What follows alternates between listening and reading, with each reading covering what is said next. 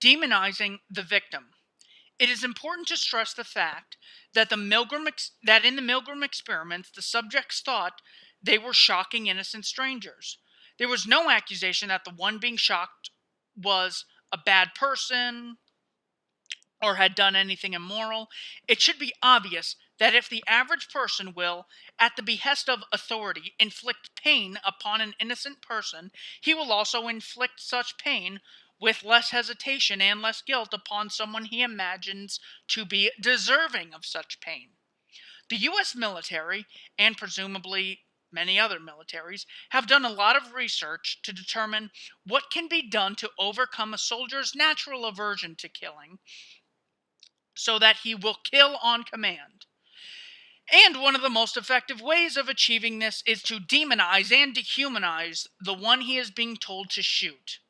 In modern wars, the governments of both sides feed their soldiers constant propaganda designed to paint the enemy as a bunch of heartless, vicious, sadistic, inhuman monsters. Ironically, this becomes a self-fulfilling prophecy because such propaganda makes both sides into gangs of heartless monsters, zealously trying to exterminate enemies that they do not view as being fully human. Similar tactics are used in law enforcement. The hired mercenaries of government are far more likely to inflict justice and oppression upon someone if that person has first been dehumanized and demonized. Just as the terminology used by the masters, the enforcers, and everyone else constitutes a very effective form of mind control, which alters both how enforcers and their targets perceive reality, thereby affecting how both groups behave. Such terms reinforce the premise that obedience to authority is a virtue and that disobedience is a sin. What really happens is that one group of people issues a command, and their enforcers impose it upon the masses by punishing disobedience. This is what the mafia does, what street gangs do, what schoolyard bullies do, and what all governments do. The difference is that when government does it, it uses not only threats but also indoctrination of both the enforcers and the general public.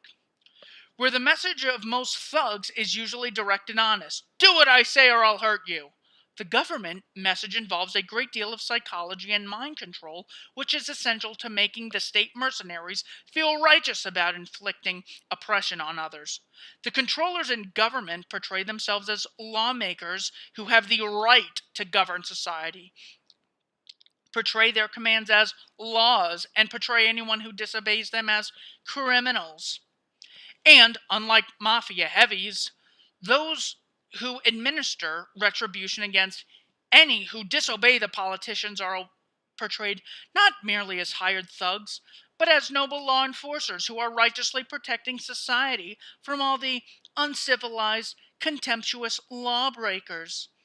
Such propaganda goes a long way not only toward making the authoritarian enforcers carry out violence against innocent people, but also toward making them feel proud of it. They are convinced via their authoritarian indoctrination that they are bringing criminals to justice, thereby maintaining law and order for the benefit of society. But what they are really doing, more often than not, is using violence to coerce everyone into obeying whatever commands the politicians issue, however immoral, arbitrary, socially or economically destructive, or downright idiotic those commands may be. There's a big difference in the connotations of the two terms law enforcer and politician's thug. There is no difference, however, in what they literally mean. But by persuading the enforcers that the violence they use constitutes inherently righteous and noble law enforcement, their perceptions can be altered in such a way that they will gladly and proudly impose the ruling class will upon their fellow man. There are many examples of this, as there are laws, but they all fall into one of two categories: prohibitions, where politicians proclaim that their subjects are not allowed to do a certain thing, and demands, whereby politicians proclaim that their subjects must do a certain thing. One example of each will suffice to demonstrate the point. Prohibition. The controllers issue a decree that their subjects may not possess marijuana. The prohibition is proclaimed to be law, and anyone who disobeys it are deemed to be criminals. The controllers then spend huge amounts of money, taken from their subjects by way of a different law, to pay for mercenaries, guns, armored vehicles, prisons, and so on, for the sole purpose of taking captive any who are caught disobeying their law. Now, consider the perspective of a police officer assigned the duty of enforcing that law who discovers that someone has been selling marijuana to willing customers. If the officer could objectively consider the situation without the myth of authority distorting his perception, he would immediately see that his job is not only immoral but utterly idiotic and hypocritical. His job being to physically capture someone for the purpose of putting that person in a cage for a long time for doing something that was neither fraudulent nor violent. In fact, until the cops showed up, all the people involved, grower, dealer, seller, buyer, user, interacted peacefully and voluntarily. Furthermore, if the officer has ever consumed alcohol, he would be guilty of something morally identical to what the criminal has done. Nonetheless, he will see himself as brave, righteous, and a noble law enforcer as he participates in paramilitary armed invasion of the person's home and forcibly captures and drags this scofflaw away from his friends and family. Then the officer says, "I will go home and have a beer," and of course would not react kindly to anyone who tried to forcibly stop him from doing so. The only difference, which is no real difference at all, is that politicians made up a command about one mind-altering substance, marijuana, and not another, alcohol.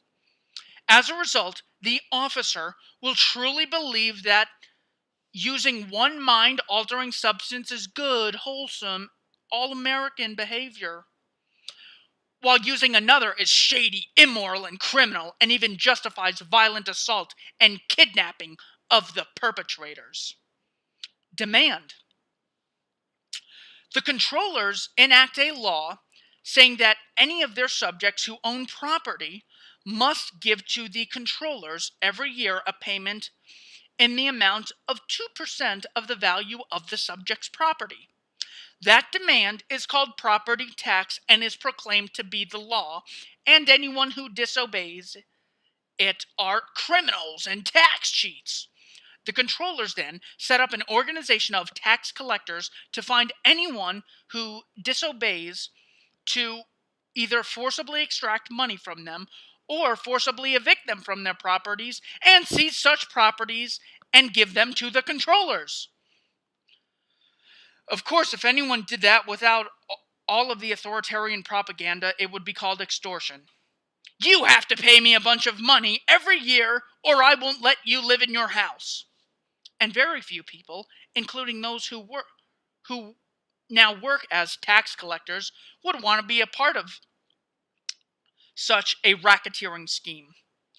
Yet, when the exact same thing is done legally, not only will the average person accept a job being part of such an extortion racket, but they will show disdain for anyone who resists it. Those who then try not to be robbed are viewed as greedy tax cheats who don't want to pay their fair share. And those whose jobs it is to forcibly take money or property from such tax cheats usually do so with a feeling of righteousness because they truly believe that the authority of law can take what is usually an immoral act, theft, extortion, and racketeering, and transform it into something righteous and legitimate. So they commit mass robbery, feel good about it, and feel contempt for their victims. That is the power of the most dangerous superstition. Statists often argue that taxation is not theft because governments use tax revenue for things that are common good. So it's just a matter of people paying for goods and services they receive. Such an argument ignores the fundamental nature of a situation. A simple example makes the double standard obvious. Suppose a stranger came up to you and said he had mowed your lawn or left you an item at your house and now demanded that you give him $1,000, though you never agreed to any such arrangement. Obviously, that would constitute extortion, and you would have no duty to pay, even if he really had mowed your lawn or left you something. No one has the right, without your consent, to provide you some item or service when you didn't ask for it and didn't want to buy it, and then forcibly take from you whatever he declares the item or service to be worth. And yet, this is exactly what every government at every level always does. When targets of authoritarian aggression are successfully demonized and dehumanized, there are essentially no limits to the degree of violence and injustice which those who believe in authority will commit. For any who might still have hope that the consciences of the American soldiers and law enforcers might limit the level of injustice they are willing to inflict upon complete strangers, there are plenty of real-world examples that prove otherwise. One of the most well-known would have to be the massacre at My Lai during the Vietnam War, where U.S. troops not only murdered hundreds of unarmed civilians, mostly women and children, but also sexually assaulted and tortured some, and some soldiers openly delighted in that suffering and deaths of their victims by the soldiers' own testimonies. This is what American soldiers did as a result of their loyalty to the myth of authority. Combined with the demonization and dehumanization of their victims, the soldiers themselves put it perfectly bluntly, one saying they were just following orders, another saying that most of the U.S. soldiers there didn't consider the Vietnamese human. It should be noted that there are some American soldiers who tried, with little success, to stop or limit the massacre. While this might have been one of the most famous examples of wartime atrocities committed by American troops, it is certainly not the only one. In fact, new examples of sadism of American soldiers keep coming to light. Whereas in the Milgram experiments, test subjects would demonstrate verbally or by behavior that they felt badly about inflicting harm upon an innocent stranger, law enforcers and soldiers who are first taught to despise an enemy obey authoritarian commands even more eagerly, often in a way that shows that they delight in inflicting pain and death on their victims. This was plainly displayed in the images that came out of Abu Ghraib prison in Iraq, showing American troops, male and female, not only carried out mental and physical torture, but exhibited delight and amusement at the suffering of their victims, even happily posing for the camera while humiliating, assaulting, torturing, and raping their prisoners. Both the Bush and Obama administrations prevented much more of the photographic evidence of this torture from being made public for fear the effect that those images would have on the opinion of the military and the country among Americans and foreigners alike. Again, though the evidence shows that such torture was carried out at the behest of the highest levels of government, it is important to note that the ones who carried out these commands of authorities clearly exhibit a sadistic enjoyment of the pain and suffering they were inflicting on other human beings. They had been told by someone they perceived as authority that it is noble and righteous to hate and hurt the enemy. So they did, and they enjoyed it.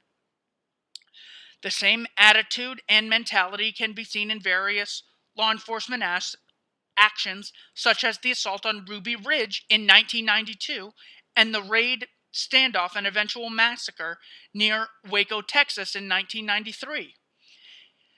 In neither case was authority going after someone who had actually harmed or threatened anyone else. Instead, both events involved paramilitary assault based upon the alleged possession of illegal firearms. In the Waco incident, 80 people, including men, women, and children, eventually died after being mentally and physically tortured for weeks with sleep deprivation and CS gas, among other things. The victims were demonized to both the public and those in law enforcement, and the government aggressors exhibited both contempt for their victims and enthusiasm as at the thought of killing them. The same general attitude can be seen in dozens of police abuse videos depicting police enthusiastically bullying and even physically assaulting people who are not a threat to anyone and who are not even fighting back or resisting. This is the direct result of convincing law enforcers that everyone else is beneath them and that as agents of authority they have the right to have everyone else treat them like superiors, groveling before them and unquestioningly obeying their commands. The same pattern can also be seen among tax collectors and other bureaucrats. To what extent the belief in authority actually creates sadistic tendencies, and to what extent it simply unleashes tendencies which were already there before, hardly matters. The point is that by pretending to relieve the individual of responsibility for his own actions, and by ordering him to inflict harm on others, and telling him it is not just permissible, but virtuous to harm a particular target, the myth of authority converts millions of average, otherwise decent people into monsters and sadistic agents of evil. Whatever factors normally compel people to behave civilly and non-violently, whether it be the individual's internal virtues, his devotion to oral principles or religious beliefs, or simply his concern about what others might think of him or might do to him, are easily defended and overridden by the belief in authority. In short, the most effective way to shut down the humanity and decency of an individual is to teach him to respect and obey authority.